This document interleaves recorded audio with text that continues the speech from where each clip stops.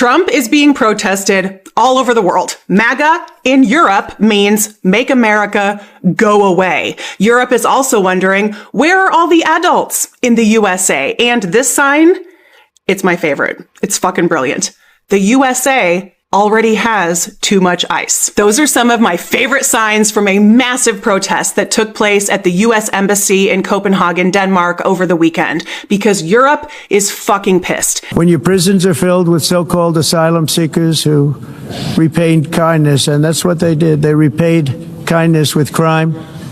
It's time to end the failed experiment of open borders. You have to end it now. Let's see, I can tell you. I'm really good at this stuff. Your countries are going to hell. In America, we've taken bold action to swiftly shut down uncontrolled migration. Once we started detaining and deporting everyone who crossed the border and removing illegal aliens from the United States, they simply stopped coming. They're not coming anymore. We're getting a lot of credit, but they're not coming anymore. We are witnessing the descent of the United States into fascism. A president who rejects election results, incites insurrection, attacks the judiciary and the media, has an armed militia intimidating minorities, who kidnaps foreign leaders and threatens the sovereignty of others. If Trump smells weakness from the EU, it's because when the US or Israel break international law, we look the other. Are absolutely hating Americans right now. More specifically, they're hating who's in charge, but there is a trickle-down effect to those who voted for Trump. There are so many people in this country that don't realize we are not viewed favorably. We are not the golden children that you think that we are. The rest of the world is moving on without us. The rest of the world is finding other allies and finding other resources. Many of you keep doubling and tripling down on what the Trump administration is currently doing, but there are many of us that can see clearly that we are losing our allies right and left. Have you had a conversation with a Canadian lately? I understand that many of you voted for this, and this is exactly what you want. But there are plenty of us that are not okay with the way things are going right now. And we understand why the rest of the world is fed up with us. I think we should bring back being rude to tourists. I was in Rome and I was standing in a sandwich shop and watched like 6 different people come in who were all American. Some of them were there abroad, mind you, so living there for an extended period of time, couldn't be bothered to say a single word in Italian. Oh, hi, do you have shaved turkey? Nothing, not a single word. We're traveling to a country, the bare minimum is you should be able to say hello, goodbye, thank you, maybe I would like, so you can order, just if you're feeling crazy. You shouldn't have to be polite to those people. This is the hill I'm gonna die on. No, you're not free to go at the moment. Okay, well, what's the reason? Well, we're still investigating what's gone on here. Something's happened. There's an allegation of crime, and we need to work out what's going on. Okay, do you have a description of those people? We do, yeah. Okay, do either one of us fit description? One of us? At the moment, yes. Okay, so which one needs to go then? You both need to stay. Come on, there's a black guy and a white guy here. One of us fit the description. No, you both need to stay. What's it on what grounds? On what grounds? It's because we don't know what's going on at the moment. You need to find out because we need to go. That's what we're doing, sir. Sir, I promise you we won't keep you here any longer than we need to. No, it's the fact that they don't want to let him use his phone and use the bathroom. This is the only reason why I put my camera out. Well, I've got my camera on as well. It doesn't matter about your camera. My camera is more important than yours. All right? So are we being... I'm ready to leave now. No, you're not going anywhere. Okay, and are you going to stop me from leaving? Yes, I will. On what grounds? Well, on the grounds that I suspect you might be involved in a criminal matter. Okay, on a criminal matter. And this gentleman also? Same, yeah. Okay, what's your name? It's Sergeant Hall. I saw this photo in a post just a little while ago, and from a factual standpoint, this is very much incorrect. If you're traveling to Europe and you own a MAGA hat and you want to wear it in public, you're definitely able to do so. You're going to get some looks, but from a legal standpoint, you're perfectly fine because MAGA hasn't been determined to be a terrorist or hate organization, even though there's evidence to the contrary. You know, see January 6th and everything Donald Trump has ever said or done. But that having been said, I personally feel that anyone that has ever owned a MAGA hat or has been given one or purchased one and worn one in public should be forced to wear that fucking hat for the rest of their goddamn life. Because when MAGA dies, and it will, they should not be able to blend in with the rest of us. They should not be able to stand up and say that I never believed that women shouldn't have bodily autonomy. I never said that the Muslim religion was incompatible with American society. I was never okay with people being forcibly removed from the United States without due process. I never thought that it was okay for the Secretary of Defense to send fucking war plans in a goddamn signal chat. I believe in taking an approach of Aldo the Apache in Inglourious Bastards. You want to take off that uniform? That's fine. I'm going to give you a little something you can't take off. So it should be with the fucking MAGA hats. Because them motherfuckers need to be identifiable in public forever. If you're going to put it on, keep it on. Then we'll let history decide. Don't you just hate it when MAGA says this? The world respects us right now more than they have ever respected us. Well, you patriotic Trump supporters, Italy just denied our military aircraft from using their airbase. France won't allow some of our aircraft to fly over their country. Poland refused our request for a missile battery. And Spain refused to allow us to use their bases. That's not respect.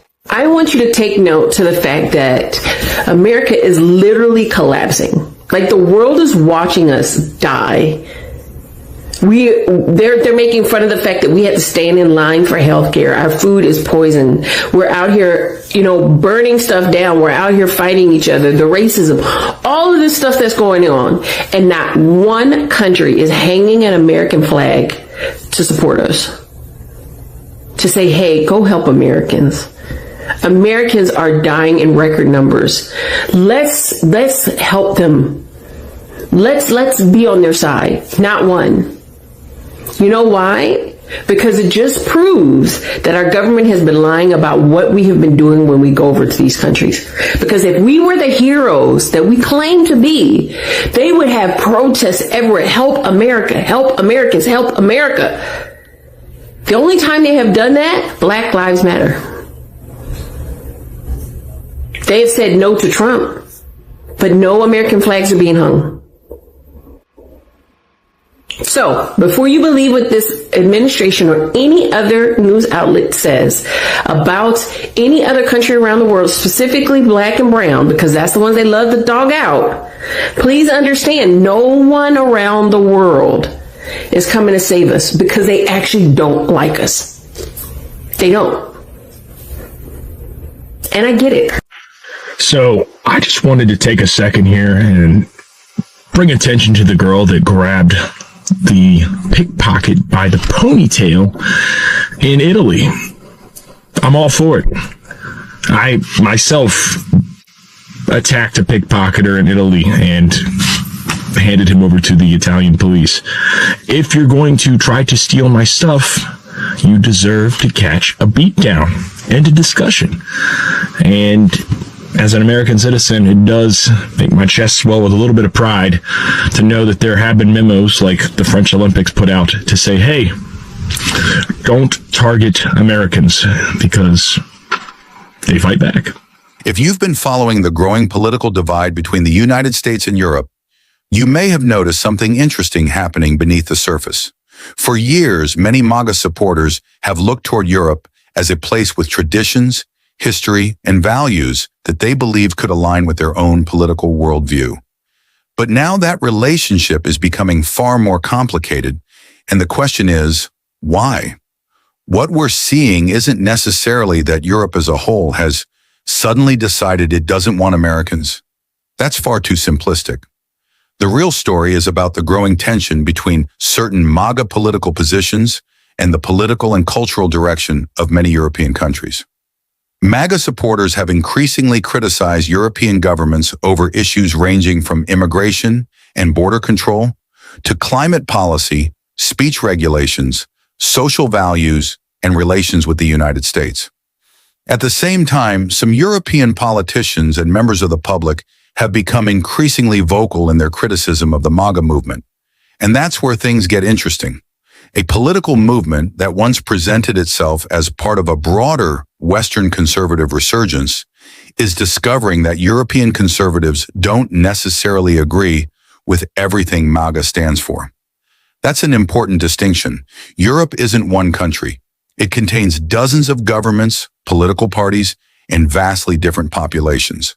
Some European politicians openly admire Donald Trump and elements of the MAGA agenda. Others strongly oppose them. So why does the narrative of rejection resonate so strongly? Because politics has become deeply personal. For some MAGA supporters, Europe represents a place where traditional culture and national identity are still highly visible. But when they encounter European voters and politicians who strongly disagree with Trumpism, the contrast can be surprising. And social media has amplified that surprise. A single confrontation, political statement, protest, or viral video can suddenly create the impression that an entire continent has taken a position. But the reality is much more complicated. What we're really witnessing is a clash over what the future of the Western world should look like. Should countries prioritize national sovereignty or international cooperation? Should immigration be dramatically restricted, or should Europe continue accepting migrants? How much freedom should governments have to regulate speech and online platforms? And perhaps most importantly, should American conservatives assume that European conservatives are natural political allies? That last question may be the biggest surprise. There are certainly Europeans who support Trump. There are also European political movements that share some of MAGA's positions.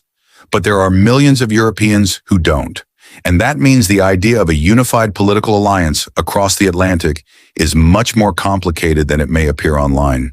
So perhaps the real story isn't that Europe doesn't want MAGA supporters there. It's that MAGA supporters are discovering something they may not have expected. Being culturally conservative, nationalist, or anti-establishment doesn't automatically mean Europeans will agree with American conservatism.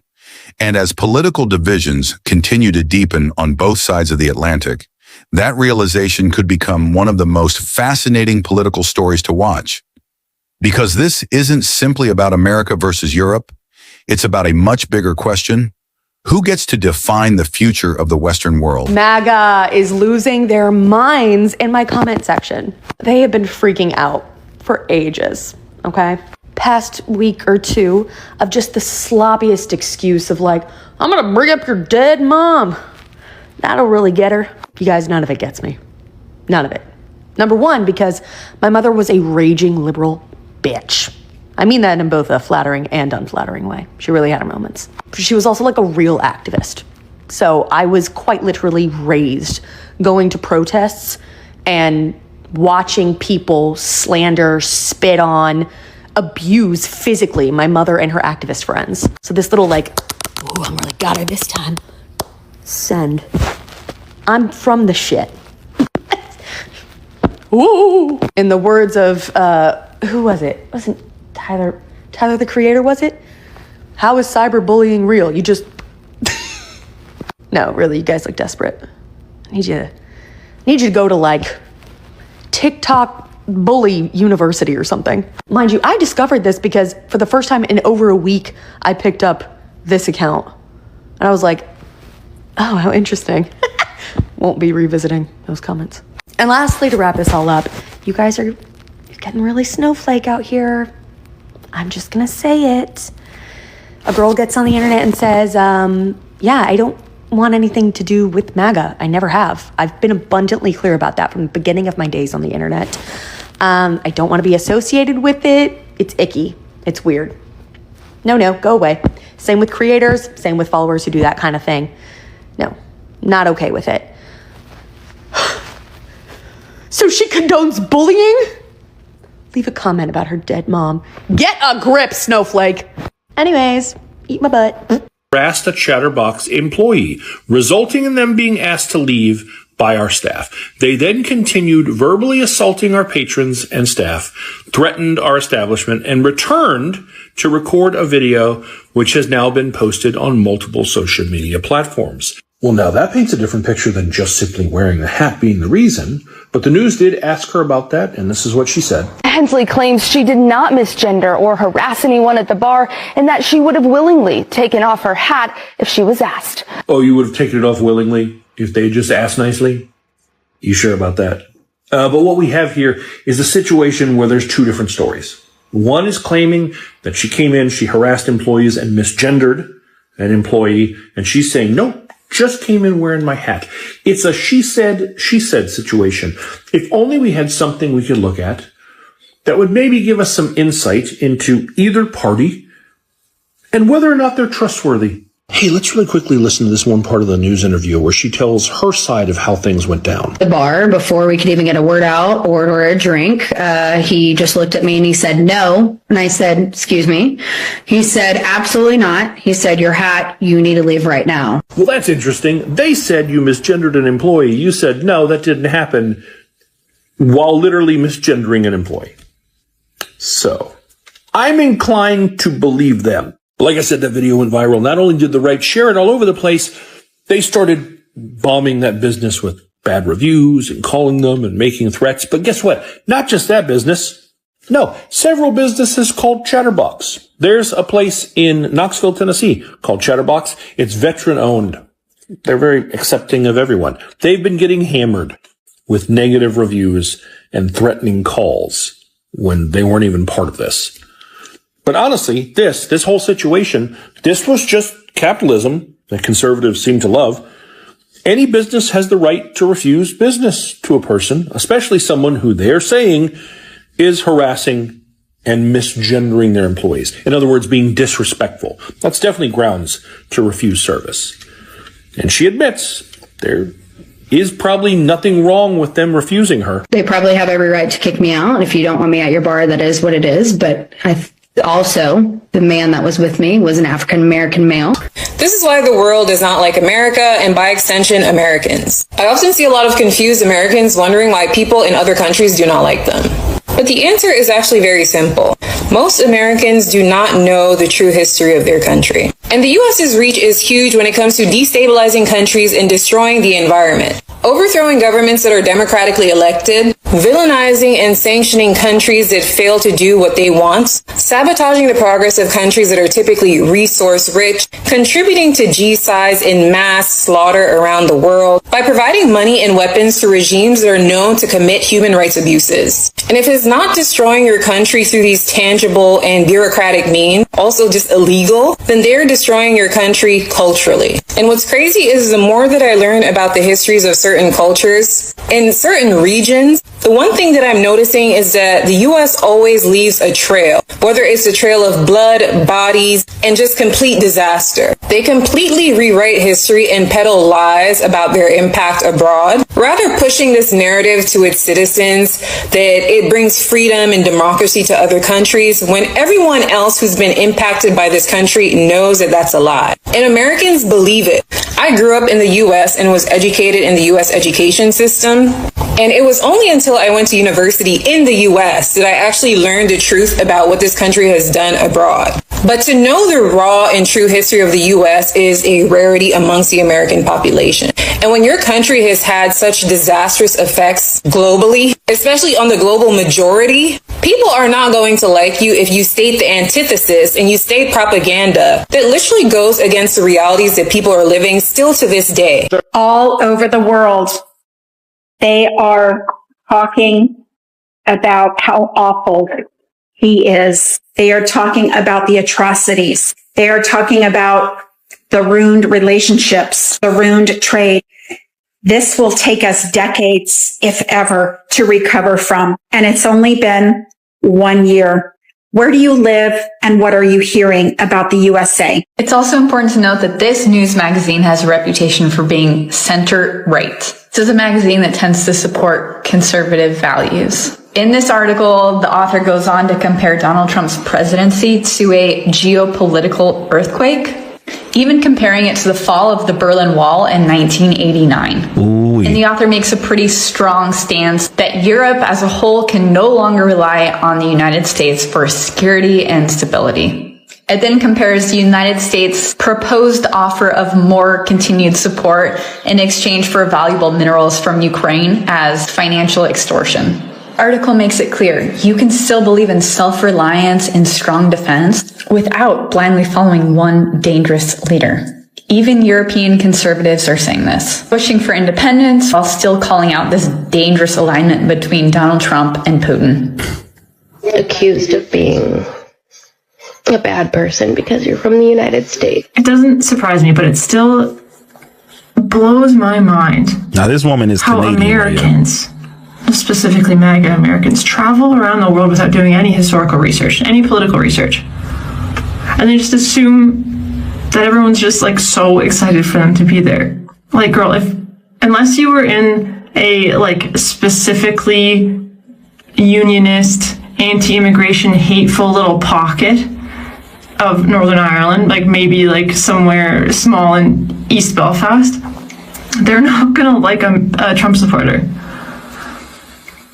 I feel like that's common knowledge. I went to Ireland last year, said my vows there, and without fail, anytime that we talked to an Irish person, and mind you, we weren't in the north, they'd ask us. They'd kind of get a bit closed off and ask us where we're from. And then when we'd say Canada, they would just breathe a sigh of relief and be like, fuck that Trump guy, I'm so sorry that you're dealing with that. And most Americans